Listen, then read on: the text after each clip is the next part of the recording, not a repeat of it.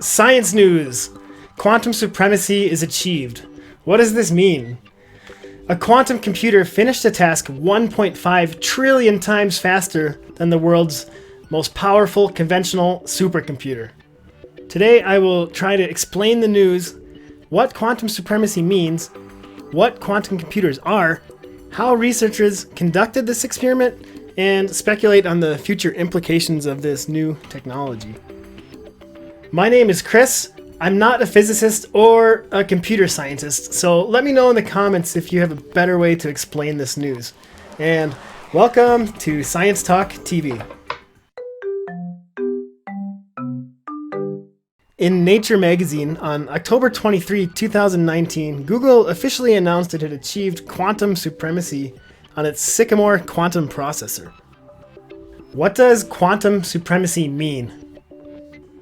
The term quantum supremacy was defined in 2012 by a theoretical physicist named John Preskill as the point where quantum computers can do things that classical computers can't, regardless of whether those tasks are useful. Okay, but what is a quantum computer? Quantum computers apply the laws of quantum mechanics to fundamentally change the way computers work from the ground up. Quantum mechanics describe the strange way that the smallest known particles in our universe behave. Things like electrons, photons, neutrinos, and bosons. Physicists have learned a lot about the ways these mysterious particles work in the last 20 years and have been able to build an entirely new type of future computer. It's too complicated to explain how a quantum computer works, so let's just explain what a quantum computer is. First, we have to quickly explain how normal computers and bits work. A bit, or a binary digit, is the smallest unit of data in computing. A bit is a transistor switch that is either off, 0, or on, 1. The number of different output combinations goes up by 2 to the n bits.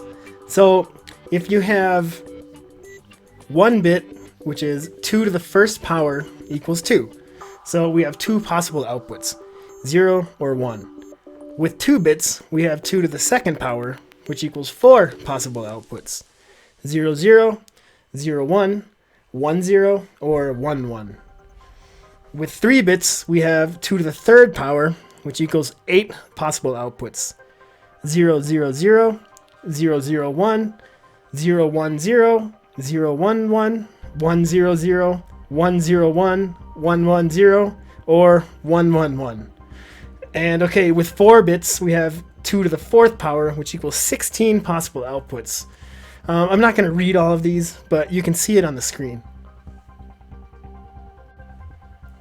As you can see, the number of possible output combinations goes up exponentially as we add bits. The more bits, the exponentially more computing power. The problem with classical computers is that they have to calculate each output one at a time.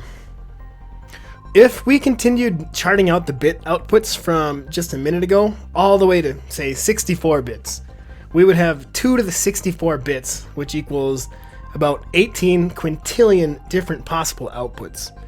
A typical PC can run about 2 billion calculations per second.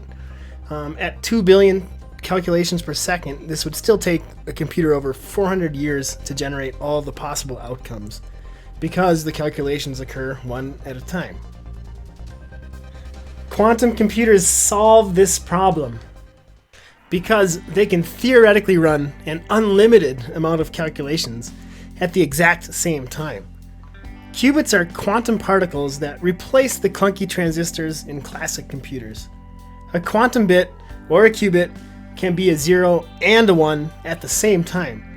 It can be tuned to have a certain percent chance of being a 0 or a 1 when it is measured. This is called superposition. They take advantage of a subatomic particle, such as an electron's uncertain position. This works based on Heisenberg's uncertainty principle. Spin up or spin down electron positions can be observed as 0s or 1s. Qubits can also be entangled with or influence all of the other qubits in the processor. Nearby qubit magnetic fields and electrons interact with each other, making them all work together in parallel. That's all we have to know about quantum computers for now. They're fast because they can compute millions of things at the exact same time, and they can be in the state of 1 and 0 at the exact same time, and the more entangled their qubits are, the faster the computer processing is. How did researchers demonstrate quantum supremacy? Researchers gave a task to a conventional supercomputer named Summit. Summit is a supercomputer built by IBM that is about the size of 2 basketball courts. It has 100,000 CPU cores, and it uses the same components as your home computer or your cell phone does, but it's just scaled up a lot. And its estimated cost is something around maybe $200 million. They also gave the same task to Google's quantum computer named Sycamore. Sycamore is a 53-qubit processor that takes advantage of quantum mechanics. It needs to be kept at near absolute zero, or negative 273 degrees Celsius, and isolated from all radiation to run properly.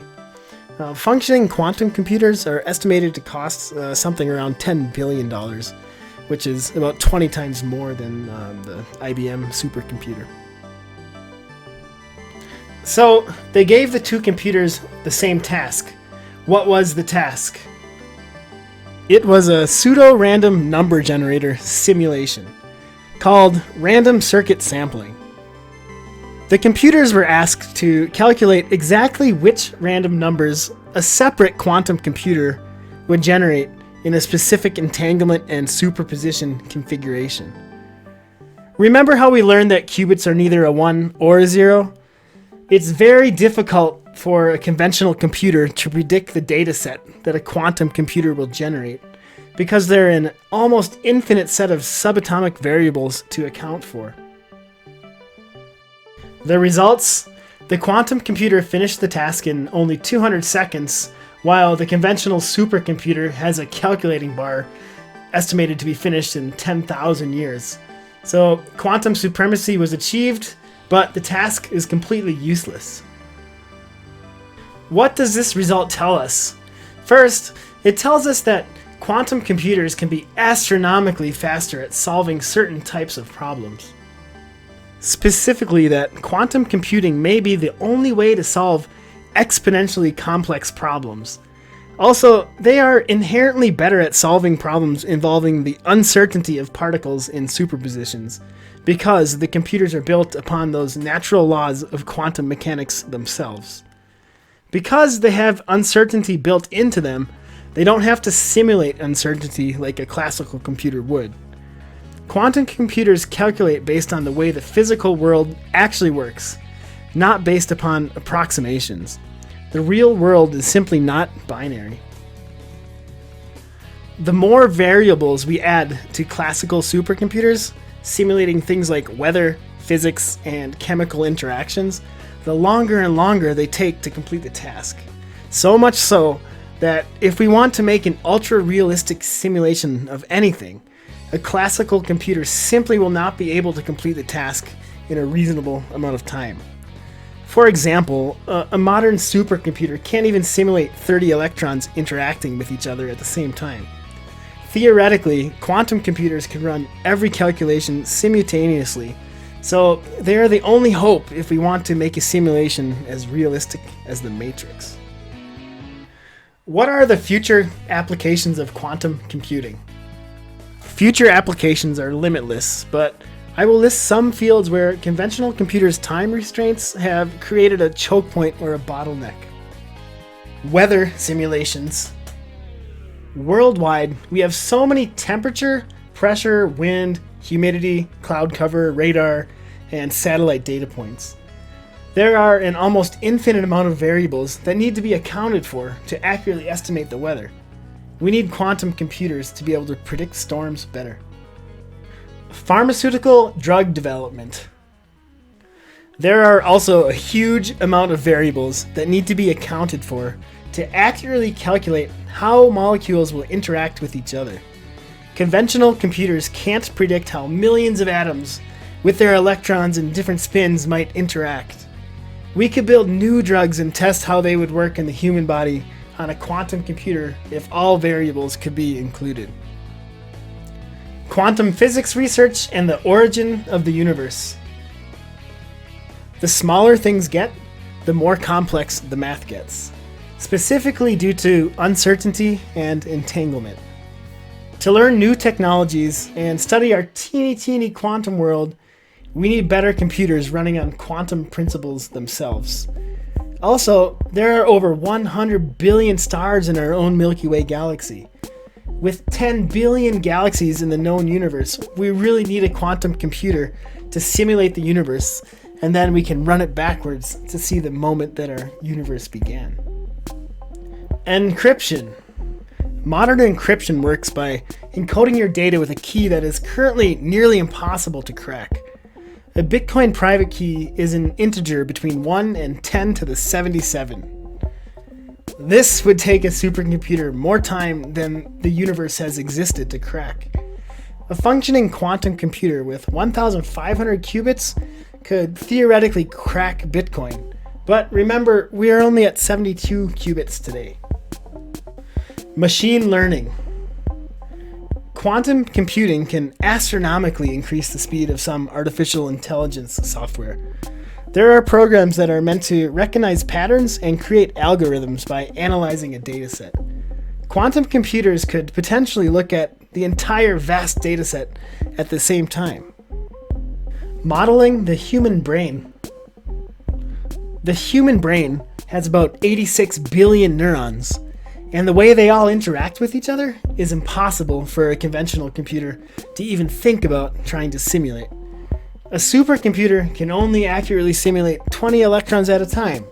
The brain consists of over 100 septillion electrons. Quantum computers could one day do this simulation. So, those are some of the problems we need quantum computers to help us solve. For conventional supercomputers, processing speed is a major bottleneck. Why does the quantum computer have so much potential? As we learned before, computing power goes up exponentially as we add qubits at a rate of 2 to the n per qubit. This is not very powerful at first, but as you can see, each qubit added quickly becomes very significant. Look at this 2 to the n graph. 1 qubit results in 2 configurations. 2 qubits results in 4 configurations. 3 qubits, 8, 4, 16, 5, 32, 6, 64, 7, 128, 8, 256, 9, 512, and 10 qubits, all the way up to 1024 possible configurations. At 53 qubits, the Sycamore processor has about 9 quadrillion possible output configurations. Google's largest quantum computer is 72 qubits today. Increasing the qubits from 53 to 72 is only a 135% increase in qubit number, but it results in a 52 million% increase in possible outputs. It is estimated that a 100 qubit processor would have more computing power than all of the conventional computers in the entire world combined, and this milestone is not that far off. Why aren't quantum computers mainstream or useful yet? Quantum computers are extremely expensive and very unstable. They have around about 0.5% error rate, and they can only run for about 3 minutes at a time, and they are also very difficult to manipulate. Adding one fully entangled qubit is very challenging. The Google Sycamore only had 11 fully connected qubits. Also, IBM disputes the claim that quantum supremacy was achieved. They believe their conventional supercomputer can solve the problem in just 2.5 days by using a new algorithm, not the 10,000 years stated by Google. What does quantum supremacy mean for us today? It doesn't really mean anything. Quantum supremacy didn't accomplish anything useful. It is just the first milestone worth bragging about in this new emerging field. You could liken it to the claims of the first powered flight. Several people claimed to have achieved it between 1897 and 1906, but in the end, it doesn't matter who or when the breakthrough was made. 70 years later, humans landed on the moon. These are exciting times, and IBM has a working commercial prototype that can be logged into by the cloud. Quantum computers could solve some of the biggest problems and mysteries of our lives. With the hard work of researchers, NASA, IBM, and Google, I hope we can see a useful quantum computer in our lifetimes. But without any more breakthroughs, your Bitcoin is safe and conventional computers will continue to be used for the foreseeable future. Did my explanation make any sense? What did I get wrong? Subscribe for a new video every week. We will focus on science news, education, cool animal facts, and interviews. Thanks for watching Science Talk TV.